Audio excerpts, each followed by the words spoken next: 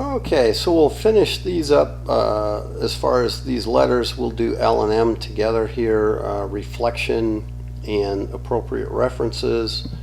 When we get to reflection, they just go through. Often we read interesting articles including new studies. Typically no effort is spent pondering the extent of the study.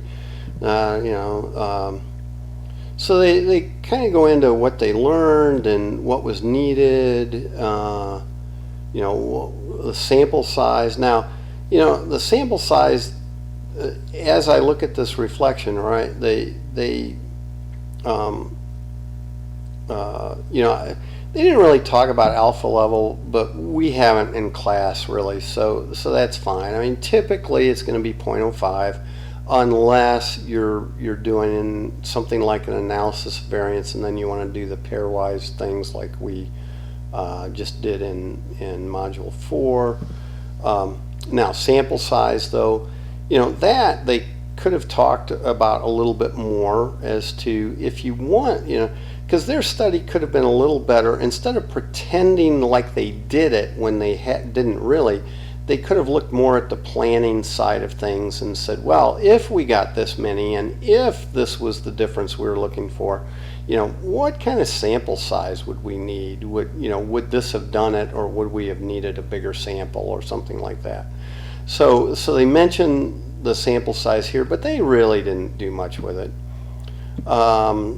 Test. Now, I will say with their test, they didn't really go into, and again, that's partly because they didn't talk that much about the types of variables, but they didn't really go into why they chose that statistical test, which I think they should have done. And so it's, with them mentioning it in the reflection, that's a good place to kind of point that out, that yeah, they should have talked about that statistical test and why they chose it a little more.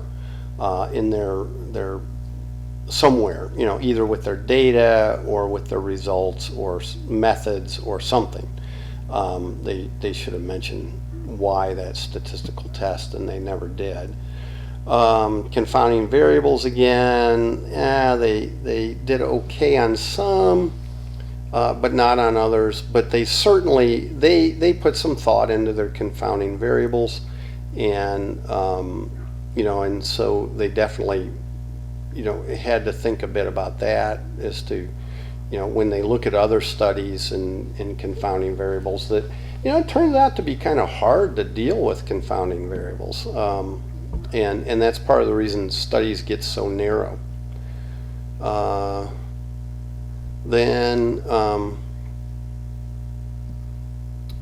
Let's see, they said revealed to us the difficulty in conducting a study. Now it gets a little blurry here because I did the blackout and I had to use something else, but conducting this experiment and better understanding. So they did a reasonable reflection. I think they could have done a little more with the reflection, been a little more specific about things.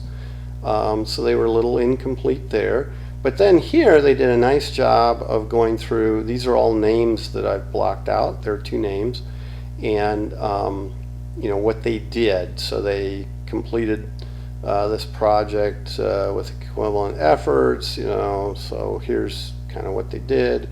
Additional contributions from one of them included generating the data and so forth.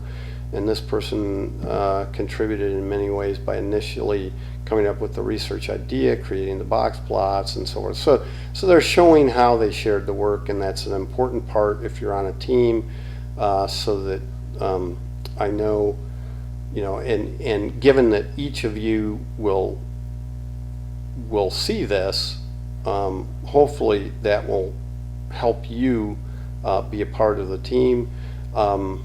I have had in a semester in this portion, a couple of the team members basically said the other team member didn't do anything, and that team member was not too happy.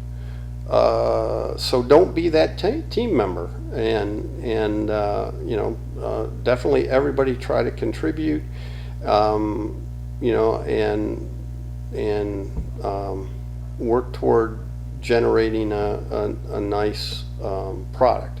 And then finally, on the references, their references sucked. Okay, so here, this was the book, and so they said, well, we used the textbook, but again, remember back in the beginning, if you looked at the earlier videos, which you should have, they made some statements where they really needed some references. And then just a general reference, has anybody looked at this sort of thing before? Has anybody done a study on gender, athletes, GPA, that sort of thing? Probably. Will you be able to find it? I don't know. But yeah, if you're going to propose a study or suggest a study, well, it might be nice to know what other people have done, right? That's generally the idea of a literature review and so forth.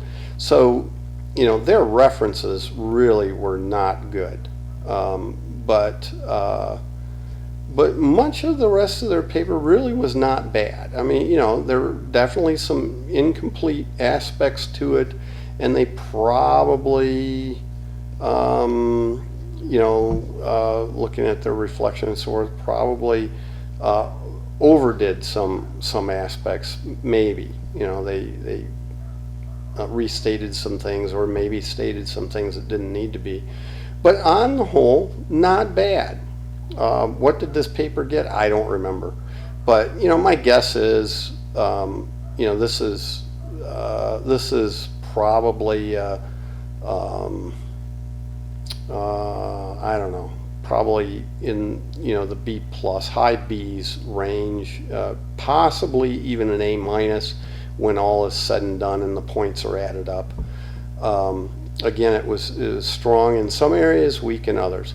Now, but again, all we've looked at so far in this whole thing, right, was the elements. Were they all there?